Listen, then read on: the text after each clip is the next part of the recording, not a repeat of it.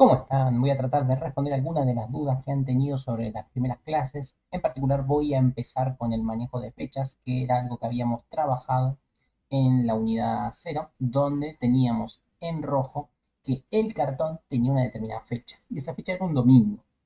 ¿Qué quiere decir esto? Que si el cartón lo cargábamos con una fecha que no sea domingo, esa fecha teníamos que validarla, es decir, volverla a ingresar o modificarla para que sea domingo. ¿Sí? Esto era algo que era opcional, que no hace falta que lo hagan, pero está bueno que se lo pregunten por motivos que voy a decir ahora. Si no se acordaban cómo manejar con fechas o si nunca lo habían hecho en C, yo acá les había dejado un videíto en el cual les mostraba cómo era el manejo de fechas de una forma bastante cavernícola, por así decirlo, utilizando algunas librerías como time.h. Pero ahora que manejamos el paradigma de TDA, nosotros podríamos hacer nuestra propia librería para manejar fechas. Y de hecho es lo que tengo acá para mostrarles. Miremos lo siguiente. Generé mi propia librería de fechas. Miremosla.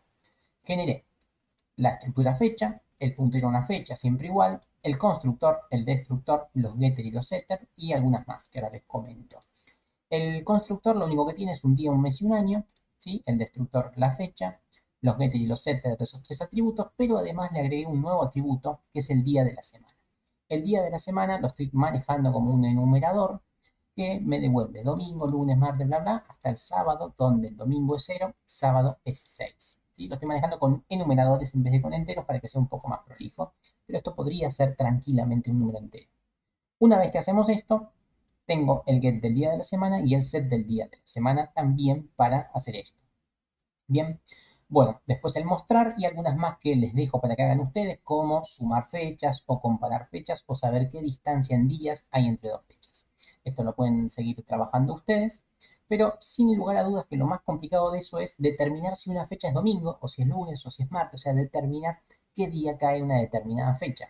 Bueno, eso verdaderamente no es muy complicado porque existe algo que se llama el algoritmo de Zeller, que es una relación entre el día, el mes, la decena del año y la congruencia en módulo 7, es decir, el resto de la división por 7, que nos da un número del 0 al 6 y ese número del 0 al 6 está justamente asociado con el día de la semana.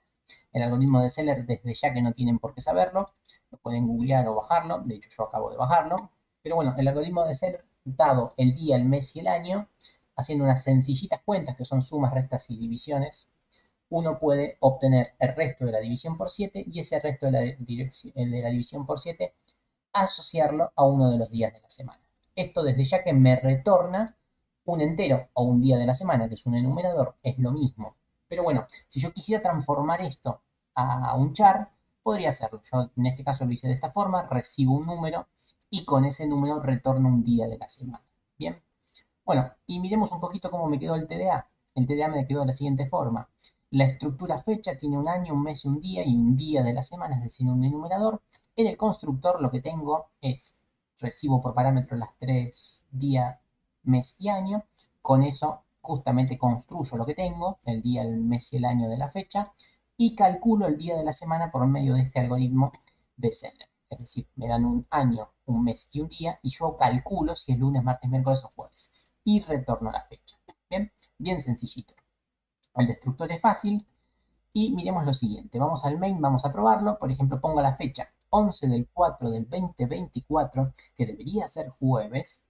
Muestro la fecha a ver si me muestra jueves y después lo que hago es lo siguiente. Modifico el 11 por un 14. El 14 debería ser domingo. Veamos si esto es cierto. Ejecuto y efectivamente, jueves y domingo, todo funcionó, el algoritmo de Zeller a la perfección. Tienen esto para verlo en el campus, pero antes me gustaría hablar un poquito del set día. ¿Qué pasa si yo modifico el 14, el 11 por un 14? Bueno, el set día no es solamente justamente modificar el día. ¿Por qué? Porque cuando hay atributos calculables, cada vez que uno modifique uno de estos atributos, es decir, cada vez que uno setee uno de estos, va a tener que setear el calculable también. Y es lo que dice en el día. Miremos esto. Set día, además de modificar el día, tiene que recalcular el día de la semana. ¿Por qué? Porque si no, modificamos el día y el día de la semana va a quedar sin cambiar. Y eso va a ser un dato erróneo. Bueno, esto ocurre cuando hay datos calculables. Y cuando hay datos calculables, el resultado del calculable no lo puedo setear tampoco.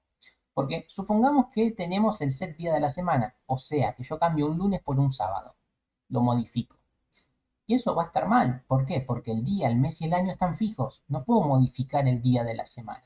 Entonces acá tenemos un clarísimo ejemplo que no siempre hay que hacer todos los getters y todos los setters. En particular los setters son bastante sensibles porque uno muchas veces modifica cosas que no debería y que dejan corruptos el resto de los datos. Así que principal atención con ese manejo de los setters. Bueno, y ahora pasemos un poquito al ejercicio de cartón y empleado, que fue el ejercicio que estuvimos trabajando previamente, donde voy a hacer algunas aclaraciones, ¿sí? Una de las preguntas más interesantes que me hicieron es, bueno, yo tengo esto, que ya lo vimos que funcionaba, ¿no? Teníamos la persona con el cartón creado, luego modificábamos un elemento del cartón y por último modificamos todo el vector del cartón. Esto habíamos visto que funciona, ¿sí? Desde ya, pero alguien me preguntó, ¿es necesario incluir a cartón para que esto funcione? Y la respuesta es no, no hace falta. ¿Por qué?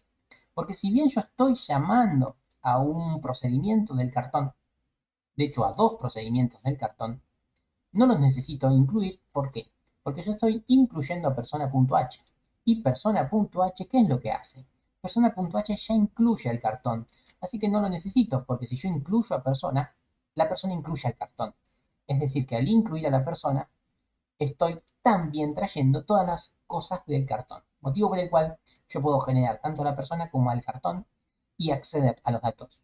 A los datos no, a las funciones y a los procedimientos de la persona y a las funciones y procedimientos del cartón. Esa me parece una pregunta bastante interesante porque las librerías a veces, como uno las va construyendo poco a poco, muchas veces quedan include pegados de previas compilaciones. Entonces, fue una pregunta interesante porque justamente yo tenía cartón.h en el video decía cartón.h, y esto la verdad es que no era necesario, me había quedado del ejemplo anterior, que sí lo necesitaba porque no estaban anidados, pero ahora que están anidados no lo necesito más, así que esto ha sido una muy buena observación. Y lo último que quiero mencionar es que ustedes tienen para trabajar el ejercicio número 4 de la guía de TDA, que les pide que generen un empleado donde el empleado tiene las mismas variables que la persona, es decir, tiene nombre, apellido, DNI y edad, pero además tiene un legajo, un sueldo y una empresa, ¿sí? Hasta acá parecería ser un TDA sencillo, porque tenemos empleado con nombre, apellido, edad, DNI, legajo, sueldo y empresa, o sea, es un TDA estándar. Pero la clave está acá. ¿Cómo lo harían para reutilizar lo que ya tienen de la persona? Y eso también me gustaría mostrarlo, si bien no lo tengo acá funcionando, voy a mostrarlo. Generamos el empleado.h y el empleado.c y yo entro a empleado.c.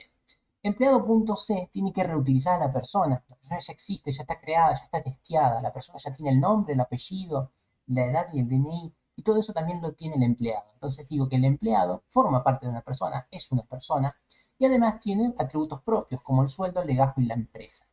Estos son los cimientos, las raíces de un nuevo concepto que van a ver en las próximas materias que se llama la herencia de clases cuando vean objetos. En este caso hay un vínculo único entre dos estructuras, ¿sí? Que son nuevamente las raíces o los cimientos de este nuevo concepto que van a ver más adelante. Pero bueno, entonces tenemos al empleado que tiene todos estos atributos, sus 3 atributos propios más los 4 atributos de la persona. Entonces me gustaría que piensen cómo hacer el constructor del empleado que necesita los 4 atributos de la persona, nombre, apellido, DNI y edad, y además necesita sus 3 atributos propios, ¿sí?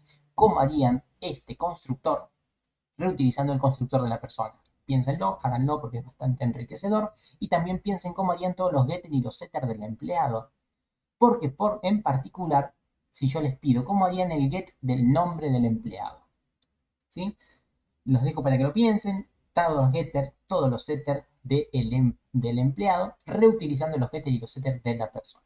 Si tratamos de reutilizar el código fuente que ya tenemos de un ejercicio previo, que es uno de los pilares fundamentales o de las principales funciones que tiene el paradigma de TDA, poder reutilizar código, es decir, eh, usar cosas que ya tenemos hechas y testeadas.